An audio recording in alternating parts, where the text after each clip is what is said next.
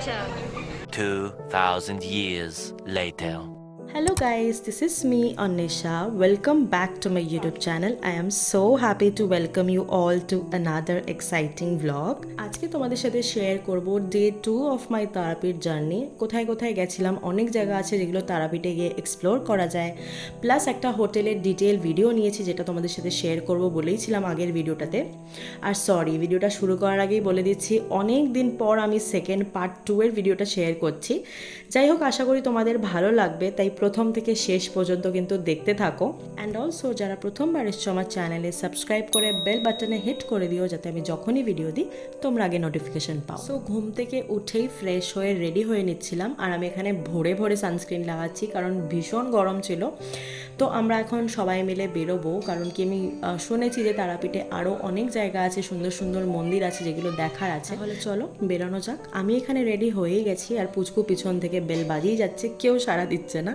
যাই হোক, তোমরা কি আমার জুয়েলারি হল ভিডিওটা দেখেছো? যদি না দেখে থাকো নিচে ডেসক্রিপশনে দিয়ে দেবো, ট্যাপ করে দেখে নিতে পারো।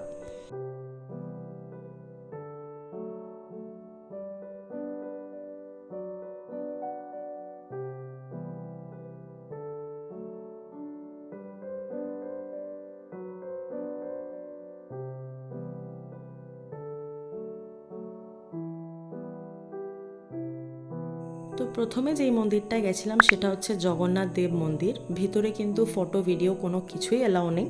হ্যাঁ, অবশ্যই যাওয়ার সময় তো যতটুকু পেরেছি আমি ভিডিও নিয়েছি। আর ছোট ছোট সাইডে খুব সুন্দর মন্দির ছিল, রাধা কৃষ্ণ শিব ঠাকুরের, আমি যতটুকু পেরেছি নিয়েছি। আর এই কপালে তিলকটা দিয়েছিল, আমার তো বেশ ভালো লাগছিলো, যেন মনে হচ্ছিলো আমি ইস্কনেই চলে এসেছি। আর পুরো সেই রকমই একটা ভাইব, বেশ কালারফুল আর খুব সুন্দর, মানে শান্তির জায়গা যাকে বলে আর কি।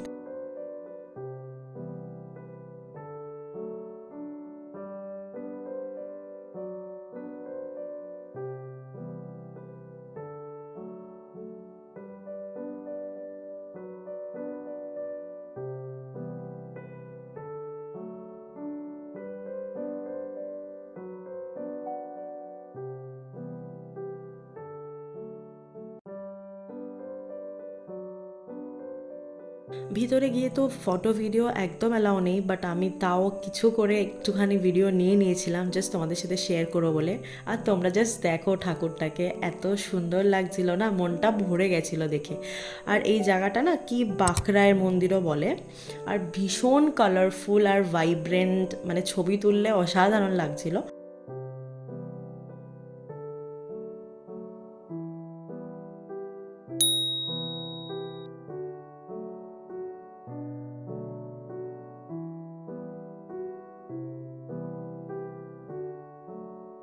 তারপর একটুখানি ফটো ভিডিও নিয়ে একটু এগিয়ে গেছিলাম, সেখানেও একটা মন্দির ছিল, কি গুপ্ত বৃন্দাবন আই থিঙ্ক বলে।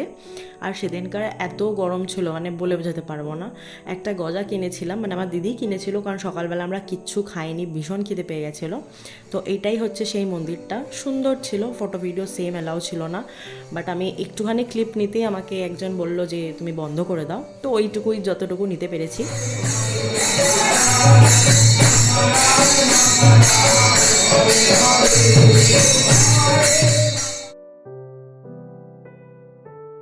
তারপর আমরা ওখান থেকে গেলাম চন্দ্রোদয় মন্দির, পুরো মায়াপুরের মতনই লাগছিল ইসকন। আমি একবার মায়াপুরে গেছিলাম বটেই, তবে সবটুকু মনে না থাকলেও পুরোই সেম লাগছিল আমার। আর এই মন্দিরটা ভীষণ বড় আর খুবই সুন্দর, সেম।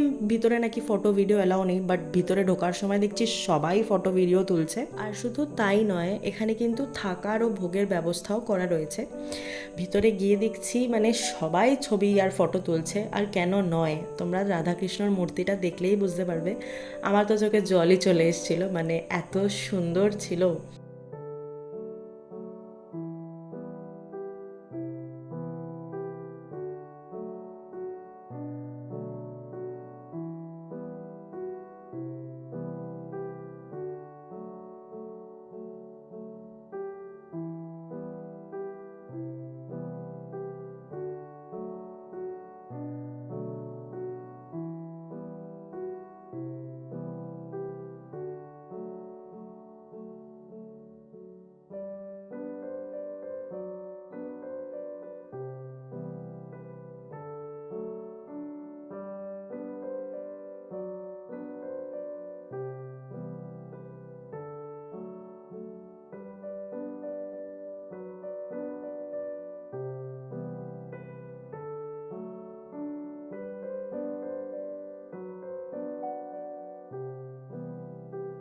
তারপর আমরা ওখান থেকে গেলাম নিতাই বাড়ি, নিত্যানন্দ মহাপ্রভুর জন্মস্থান। যারা নেক্সট টাইম তারাপীঠ যাবে তারা এই জায়গাটা একবার ভিজিট করো। আমার এতগুলো জায়গা দেখা, এই জায়গাটা আমার বেশ ভালো লেগেছে। হ্যাঁ, এখানে কিন্তু ফটো ভিডিও অ্যালাউ তো নেই, তাছাড়া তোমরা ঢোকার পরে এখানে ফোন বাকি যত ইলেকট্রনিক্স তোমরা যদি কিছু গ্যাজেট ফ্যাজেট থাকে বলছি আর কি, মানে সব কিছু ওরা জমা নিয়ে নেবে, প্লাস তোমরা বেরোনোর সময় সেটা আবার কালেক্ট করে নিতে হবে। তো ওখানে ভিতরে ঢুকে তো তেমন কিছুই ক্যাপচার করতে পারিনি, যতটুকু পেরেছি বাইরে থেকেই। ওখানে একটা জায়গা আছে, মানে পুরো মাছের জায়গা, সবাই খাওয়া দিচ্ছে, আর জায়গাটা এত সুন্দর মানে বলে বোঝাতে পারবো না। এই জায়গাটা কিন্তু মাস্ট ভিজিট। ওখানে বেরোনোর সময় আমরা জাস্ট একটু আখের রস খেলাম, কারণ খুব গরম লাগছিল। তারপর আমরা ওখান থেকে চলে গেছিলাম হাটুগাড়া আশ্রম। এখানে এক আশ্চর্য মন্দির আছে, এই যে যেই জলটা দেখছো, আমরা ওখানে পা ডুবিয়েছিলাম, মানে সবাই সেটাই করছিল।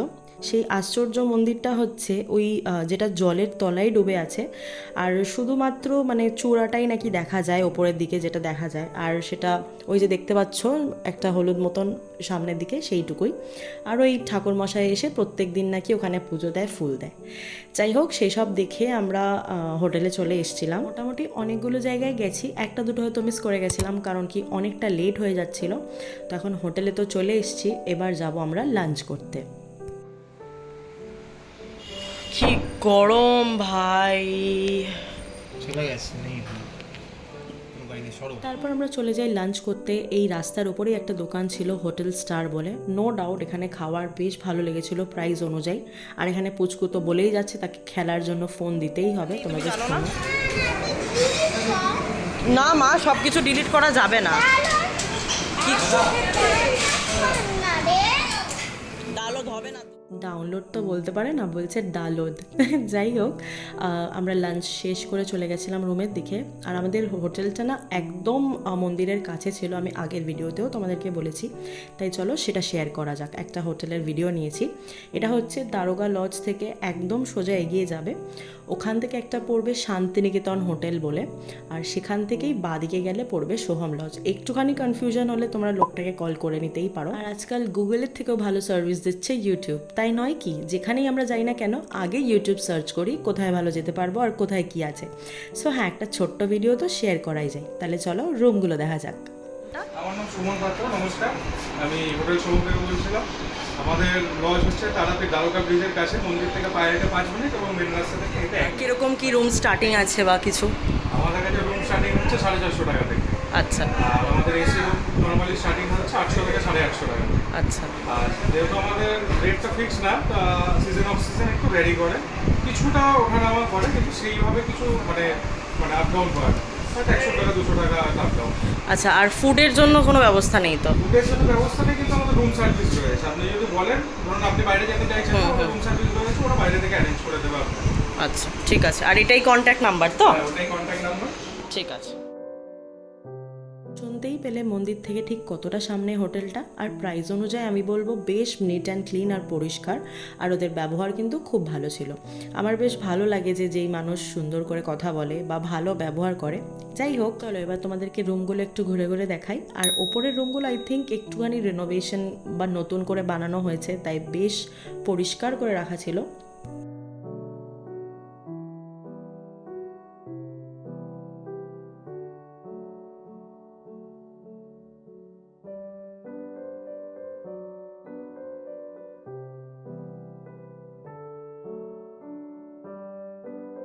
তারপর নিজের রুমে এসে হয়ে গেছিলাম রেডি। হ্যাঁ, আমি আর বোন শাড়ি পরেছিলাম, কারণ আগের দিন আমার দিদি বৌদিরা সবাই শাড়ি পরে নিয়েছিল।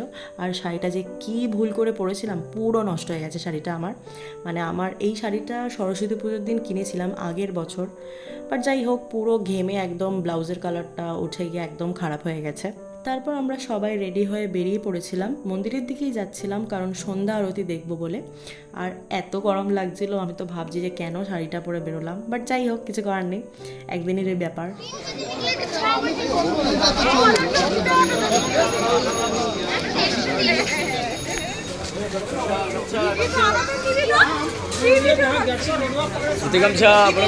নাও নাও বলো।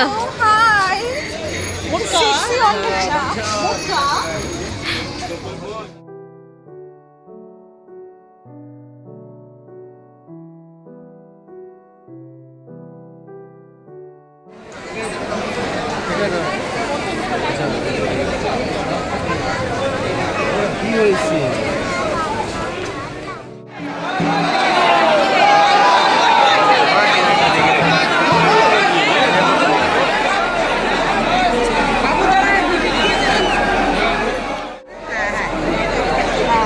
কি গরম বাবা।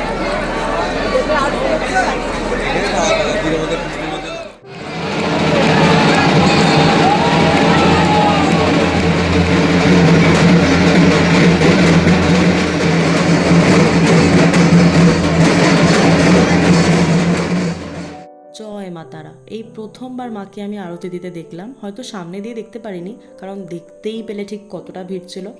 দিনটা ছিল শনিবার, ভাগ্যিস আমরা সেদিন পুজো দিইনি। যাই হোক, তারপর লাইন দিয়ে মানে পুরো একদম এত ভিড় ছিল বলার বাইরে, লাইন দিয়ে তাও একটুখানি প্রসাদ নিয়ে নিলাম। প্রচণ্ড ঘেমে মানে স্নান হয়ে গেছিলাম, বাট এই প্রসাদটা না খেলে হয়তো আত্মার শান্তি হতো না। বাট ওই আর কি, তারপর আমরা প্রসাদ খেয়ে ওখান থেকে চলে গেছিলাম শ্মশানের দিকে।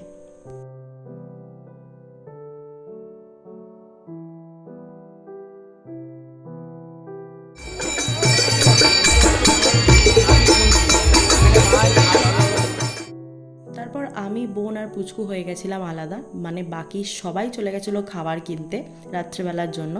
আর পুচকুর তো এখানে শুধু বায়না, আমি ওটা কিনবো, আমাকে ওটা কিনে দাও। আমিও কিছু কিছু ঘরের জন্য দেখছিলাম, এমন একটা জিনিস কিনেছি ভুলবশত যেটা আমি দিতেই পারবো না, যার জন্য কিনেছি। বাট যাই হোক, তারপর টুকটাক জিনিস নিয়েছি বাড়ির কাকিমার জন্য, আমার নিজের বাড়ির জন্য। পুচকু আমার সাথে থেকে থেকে যেরকম ভোলেনাথের ভক্ত হয়ে গেছে, পুচকু আমার সাথে থেকে থেকে এখন গরিব দেখলেই বলে আমাকে টাকা দাও, আমি তাদেরকে দেবো। মানে এটা একটা ভালো জিনিস তোমাদের সাথে শেয়ার করলাম, হয়তো যত বড় হবে তত আরও জিনিসটা শেয়ার করতে পারবো। তো সেম আমি ওকে টাকা দিলাম, ওখানে একজন বসেছিল যার পা নেই, তাকে দিল। বেশ ভালো লাগলো যে নিজের থেকেই ও বলেছিল। তারপর আমরা তিনজন মিলে বসেছিলাম, কারণ আমার জামাইবাবু বললো যে একটু দাঁড়িয়ে যাও, আমরা আসছি। 10 মিনিট বলে প্রায় 1 ঘন্টা বসেছিলাম। তো ভাবলাম যেখানে বসে আছি কিছু একটা খাই। এর থেকে জঘন্য মোমো হয়তো জীবনেও খাইনি। মানে 100 টাকায় 4টে মোমো, প্রাইস অনুযায়ী তাও যদি ভালো হতো তাহলে হয়তো মানা যেত। এবার পুচকুরও খিদে পেয়ে গেছিলো, তাই এই 4টে মোমো তিনজন মিলে একটুখানি শেয়ার করে খেয়ে নিলাম। বিকজ এসি ছিল, বসেছিলাম আমরা, জামাইবাবুর জন্য ওয়েট করছিলাম, মানে দিদিদের জন্য। তারপর ওখানেই আমরা বসে একটুখানি হাওয়া খাচ্ছিলাম। আর আমার সব ভিডিও কিন্তু বোন করে দিয়েছে। এখানে আমি আর পুচকু একটু খেলু করছিলাম, যেটা শুধুমাত্র মাসি আর এই পুচকুর সম্পর্ক, সেটা হয়তো সবাইকে বলে বোঝাতে পারবো না।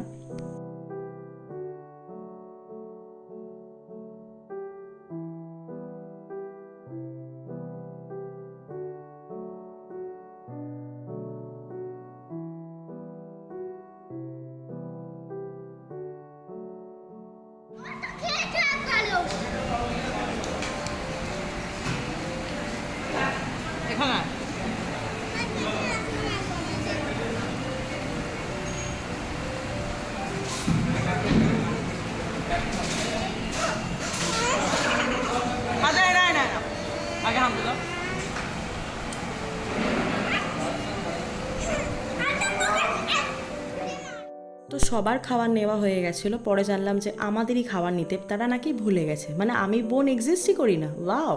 যাই হোক, তারপর আমরা নিজেদের মতন ফ্রাইড রাইস আর চিলি চিকেন কিনলাম। বেশ ভালো ছিল কিন্তু খাবারটা। তারপর আমরা রুমে আসি, একটা আইসক্রিম খাচ্ছিলাম দেখলে তো, একটা আইসক্রিমের জন্য আমার সাথেও ঝগড়া করছিল। তারপর রুমে এসে যেইটুকু এনার্জি বেঁচেছিল সেইটুকু দিয়ে 2টো রিল আমি বানিয়ে নিয়েছিলাম, যেটা অলরেডি তোমাদের সাথে শেয়ার করেছি। এখানে তো আমার বোন আর আমার দিদিরা মিলে আমাকে লিটারালি রোস্ট করছিল।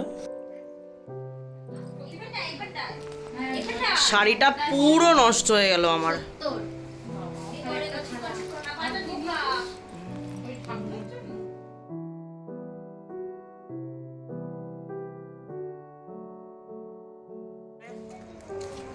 চা পেয়ে গেছিলাম, পুরো প্লেন খাবারই খেয়েছিলাম রাত্রেবেলা। মাছ ভাজা, ডাল, দুপুরবেলা চিকেন ভাত। সবসময় একদম প্লেন জিনিস খেতে হয়। ভালো বাড়িতে পুরো না।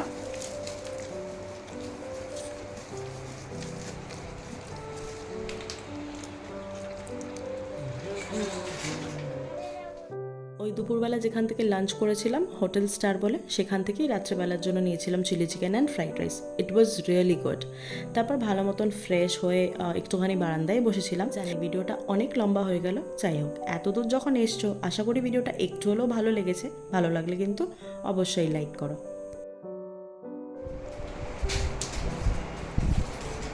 আসো গুড মর্নিং গাইস।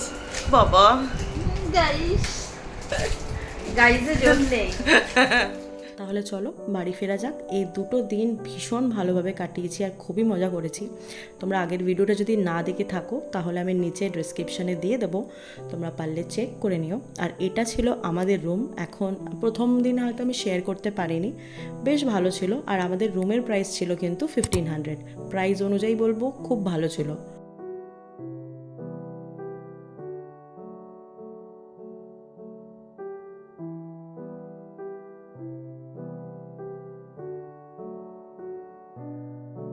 আমরা ঘেমে লিটারেলি নাজেহাল হয়ে যাচ্ছিলাম, মানে এত গরম ছিল সেদিন, যেরকম আমার এখন লাগছে। লাস্ট 2 ঘন্টা ধরে আমি ভয়েস ওভার দিচ্ছি, যদি লাইক না করেছো না। যাই হোক, তারপর তো পুচকু কেমন খচিয়েছি, সেও বেচারা গরমে রেগে গেছে। এবার তোমাদের সাথে একটা যাত্রার শেষের দিকের এক্সপিরিয়েন্স শেয়ার করি। আমাদের ট্রেনের টিকিট কাটাই ছিল, মানে রিজার্ভে। আমার যতদূর মনে আছে 11:15 বা 12:15 ট্রেন ছিল, মেবি 11:15তেই ট্রেন ছিল। আমরা অনেক আগে স্টেশনে চলে এসেছিলাম। এবার কি হয়েছে, যারা জেনারেলে ছিল তারা হুটহুট করে উঠে পড়লো আমাদের জায়গায়, মানে আমাদের রিজার্ভের গেট থেকে। আর সেখানে আমরা ট্রেনে উঠতেই পারিনি। মানে আমি, ইকু, এই যে এক্ষুনি যাকে দেখলে, আমার বোন পুচকু সবাই উঠে গেছে। আমার বোন তো লিটারেলি ঝুলে ঝুলে আমার পুচকুকে নিয়ে উঠলো। তো এখানে দেখতেই পাচ্ছ এরকম ক্রাউড। লাস্টে আমার জামাইবু চেন টেনেছে, সেটা নিয়েও একটা কেয়স হয়েছিল ট্রেনের মধ্যে। পুলিশ এসে বলছে কেন চেন টানা হয়েছে, দিস অ্যান্ড দ্যাট।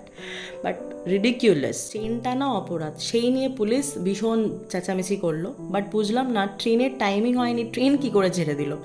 আমরা রীতিমতো দৌড়াচ্ছি, মানে আমি, ইকু, বৌদি আর একজন বয়স্ক মানুষ ছিল। বিশ্বাস করবে না, ইভেন 3-4 মাসেরও বাচ্চা ছিল, তার মা রীতিমতো দৌড়ে দৌড়ে ট্রেনে উঠেছে। মানে কারোর যদি অ্যাক্সিডেন্ট হয়ে যেত কার দায় পড়তো জানি না, বাট হ্যাঁ ফাইনালি আমরা সবাই মিলে উঠে গেছিলাম। ইভেন সব গার্জেনরা, মানে সব মানুষরা রীতিমতো রেগে গেছিলো। লাস্টে পুলিশের সাথে তর্ক বিতর্ক শুরু হয়ে গেছিলো, বাট সেফলি আমরা হাওড়া পৌঁছে গেছিলাম। Anyways, this is the part of journey. যেরকম সব ভালোর মধ্যে মানুষ খারাপটাই খোঁজে, তাই খারাপটাও তোমাদের সাথে তুলে ধরলাম। ওভারঅল আমরা বেশ মজা করেছি, বেশ ভালোভাবে কাটিয়েছি। তারপর আমরা উবের বুক করে ওখান থেকে সোজা চলে যাই বাড়ি। যাই হোক, আজকের জন্য এইটুকুই। জানি অনেকটা লম্বা হয়েছে ভিডিওটা, বাট হ্যাঁ শেয়ার তো করতেই হতো না তোমাদের সাথে। যদি ভিডিওটা ভালো লেগে থাকে তাহলে অবশ্যই কিন্তু লাইক করো, কমেন্ট করো, শেয়ার করো। সাবস্ক্রাইব করতে কিন্তু একদম ভুলো না। আর বেল আইকনকে পারলে হিট করে দিও, যাতে আমি যখনই ভিডিও দিই তোমরা আগে নোটিফিকেশন পাও। So that's it for today's video. Bye, দেখা হচ্ছে নেক্সট ভিডিওতে।